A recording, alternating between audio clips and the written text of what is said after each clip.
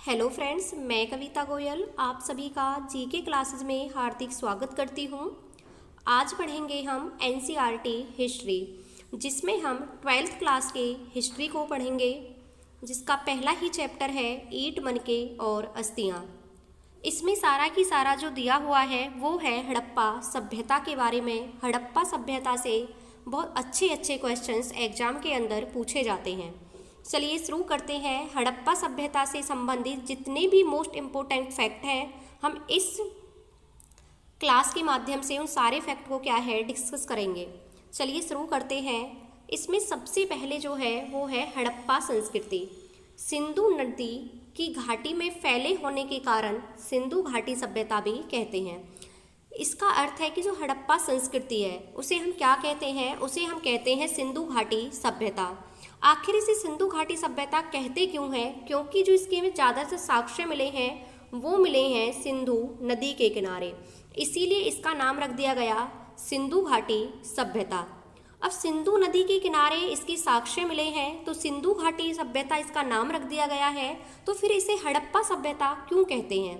तो हड़प्पा सभ्यता इसे इसलिए कहते हैं क्योंकि जो सबसे पहला स्थल खोजा गया था उसका नाम था हड़प्पा, और इसी कारण इसका नाम पड़ा हड़प्पा सभ्यता।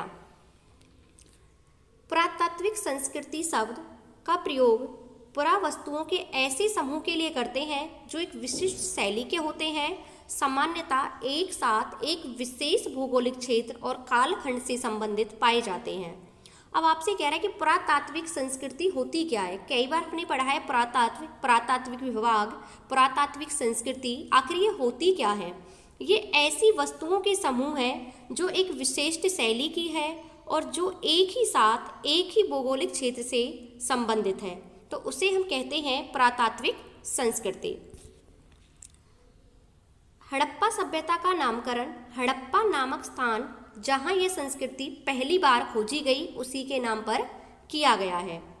हड़प्पा संस्कृति के दो प्रसिद्ध केंद्र हैं जो सबसे बड़े हैं, वो हैं एक है हड़प्पा और दूसरा कौन सा है? मोहनजोदड़ो। हड़प्पा सभ्यता की खोज की बात करें तो हड़प्पा सभ्यता की खोज की थी 1921-22 में दयाराम साहनी ने, राखलदास बैनर्जी ने, सर जॉन मार्शल के नेतृत्व में हुई थी। उस टाइम जो पुरातात्विक विभाग के अध्यक्ष थे वो कौन थे? Sir John Marshall. तो 1921 में सबसे पहले दयाराम साहनी ने हड़प्पा सभ्यता की खोज की और उसके बाद 1922 में राखलदास बैनर्जी ने मोहनजोदड़ो शहर की क्या की थी? खोज की थी। अगर हम हड़प्पा सभ्यता के काल की बात करें कि कितने वर्ष पुरानी है या ये सभ्यता कब की है, तो मान्यता है कि ये सभ्यता है वो 2600 ईसा पूर्व से लेकर 1900 ईसा पूर्व के बीच की ये मानी जाती है। ये इसका माना जाता है टाइम पीरियड। सिंधु घाटी सभ्यता की सबसे विशिष्ट जो पुरावस्तु है वो क्या है? वो है मोहर। और मोहर किसकी बनी होती थी? ये सेलखड़ी नामक पत्थर से बनाई जाती थी। कई बार एग्जाम में क्वेश्चन आता है कि मोहर किस पत्थर से बनाई जाती थी, तो वो बनाई जाती थी सेलखड़ी से। हड़प्पा सभ्यता की हमें जानकारी किससे मिलती है, उसके प्रमुख स्रोत क्या हैं? जो हमें हड़प्पा सभ्यता की जानकारी मिलती है वो मिलती है तो मृदभांड। मृदभांड बोलते हैं मिट्टी के बर्तनों को। भौतिक अवशेष, आभूषण, औजार, मोहरें और इमारतें जो खुदाई के टाइम में मिली हैं और कुछ सिक्के मिले हैं, उससे हमें इस सभ्यता की जानकारी मिलती है। क्योंकि इस सभ्यता की जो भाषा है, जो लिपि है, उसे अभी तक हम पढ़ नहीं पाए हैं, वो कैसी है? वो अज्ञात है। तो इसीलिए इस सभ्यता की जितनी भी खोज हुई है तो किसके आधार पर की गई है? वहाँ से मिले जो भी वहाँ से चीज़ें मिली हैं, जैसे मिट्टी के बर्तन हो गए, आभूषण हो गए, औजार हो गई, सिक्के हो गए, चित्रकारी हो गई वहाँ की, इन सब से हमने इस सभ्यता के बारे में जानने की कोशिश की है। हड़प्पाई संस्कृति के प्रमुख क्षेत्र कौन कौन से कहाँ तक फैली हुई है? तो ये इसके जो क्षेत्र हैं वो है अफगानिस्तान, जम्मू, बलूचिस्तान जो कि पाकिस्तान में है, गुजरात, राजस्थान और पश्चिमी उत्तर प्रदेश। इन जगहों क्या है, यहाँ पर हड़प्पा सभ्यता के अवशेष मिले हैं। इसके जो प्रमुख स्थल हैं वो कौन कौन से हैं? एक है नागेश्वर, बालाकोट, चौंदड़ो, कोर्दजी, धोलावीरा, लोथल, कालीबंगा, बनावली, राखीगढ़ी। ये इसके क्या हैं? ये हैं इसके प्रमुख स्थल। बात करें थी सभ्यता कैसी थी? ये सभ्यता ग्रामीण थी या फिर नगरीय थी, शहरी सभ्यता थी। तो ये सभ्यता कैसी थी? ये थी एक नगरीय सभ्यता। कैसी थी? शहरी सभ्यता थी। कई बार क्वेश्चन पूछा जाता है कि सिंधु घाटी सभ्यता कैसी सभ्यता थी? तो ये थी एक शहरी सभ्यता, नगरीय सभ्यता। और इसकी सबसे प्रमुख विशेषता ये क्या थी? नगर निर्माण योजना। जो इस नगर को बसाने की जो इनकी योजना थी ना, उसको निर्माण करने की, उनमें घर बनाने की, वो इनकी सबसे अच्छी थी। ये इसकी क्या थी? इस शैली की सबसे ज़्यादा विशेषता थी इनके। हड़प्पा सभ्यता से हमें क्या क्या मिले हैं? कौन कौन से अनाज मिले हैं? तो हमें मिले हैं गेहूँ, जौ, दाल, सफ़ेद चना और तिल। ये हमें कहाँ मिले? फसल की साक्ष्य मिले हैं हमें। कहाँ से? हड़प्पा सभ्यता से। हड़प्पा सभ्यता के जो प्रमुख जानवर थे वो कौन कौन से थे? भेड़, बकरी, भैंस और सूअर। और बैल, वृषभ बोलते हैं बैल को, और बैल का प्रयोग किया जाता था कृषि कार्य में, खेत को जोतने के लिए। किसका प्रयोग करते थे? बैल का, जिसे बोला जाता था वृषभ। हड़प्पा जो सभ्यता है उसकी जो बस्तियां हैं वो दो भागों में विभाजित थी। एक को बोलते थे दुर्ग और दूसरे को बोलते थे निचला शहर। हड़प्पा सभ्यता में सड़कों और गलियों को लगभग एक ग्रिड पद्धति पर बनाया गया था, और ये दोनों एक दूसरे को कैसे काटती थी? समकोण पर, यानी कि 90 डिग्री के एंगल पर ये दोनों को काटती थी। जो इनकी जल निकासी प्रणाली है वो सबसे अनूठी थी, यानी कि बहुत ही बेहतरीन थी। घरों के गंदे पानी की नालियों को गली की नालियों से जोड़ा गया था, और नालियां पक्की ईंटों से बनाई गई थी। कि इनकी जो जल निकासी की प्रबंधन प्रणाली थी वो बहुत ही अच्छी थी, लाजवाब थी, और इन्होंने उसकी व्यवस्था बहुत ही अच्छे तरीके से की हुई थी। निचला शहर जो हमने भी देखी थी कि इन्हें अपनी बस्तियों को दो भागों में डिवाइड किया हुआ था। कौन कौन से? एक था दुर्ग और दूसरा है निचला शहर। तो इन्हें निचला शहर कौन सा होता था? दुर्ग किसे कहते थे? निचले शहर में आवासीय भवनों के उदाहरण प्रस्तुत करता है।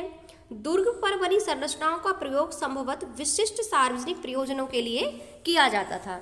इसके कहने का अर्थ ये है कि जो निचला शहर है उसमें लोग क्या कहते थे? आवासीय भवन। आवासीय भवन का अर्थ होता है रहने वाले भवन, जिनमें लोगों को आवास करते हैं, निवास करते हैं। तो निचले शहर में ज़्यादातर लोगों के रहने वाले भवन थे। और दुर्ग पर कौन से थे? जहाँ सार्वजनिक कार्य किए जाते थे, जो सभी के लिए काम होते थे। उनके जो दुर्ग बनाए हुए थे, भवन थे, वो कहाँ पर थे? उन्हें बोला जाता था दुर्ग। वो थोड़े ऊंचाई पर होते थे। नहरें, कुएं, जलाशय सिंचाई के प्रमुख स्रोत थे।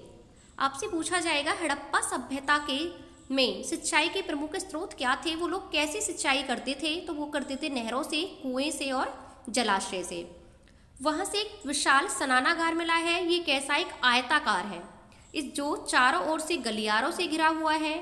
जलाशय के तल तक जाने के लिए क्या है? सीढ़ियाँ बनी हुई हैं। विशाल स्नानागार मिला है, और ये मिला कहाँ से है? ये मिला है मोहन जोदड़ो से। कहाँ से मिला है? विशाल स्नानागार मोहन जोदड़ो से मिला है, और ये कैसा है? एक आयताकार है।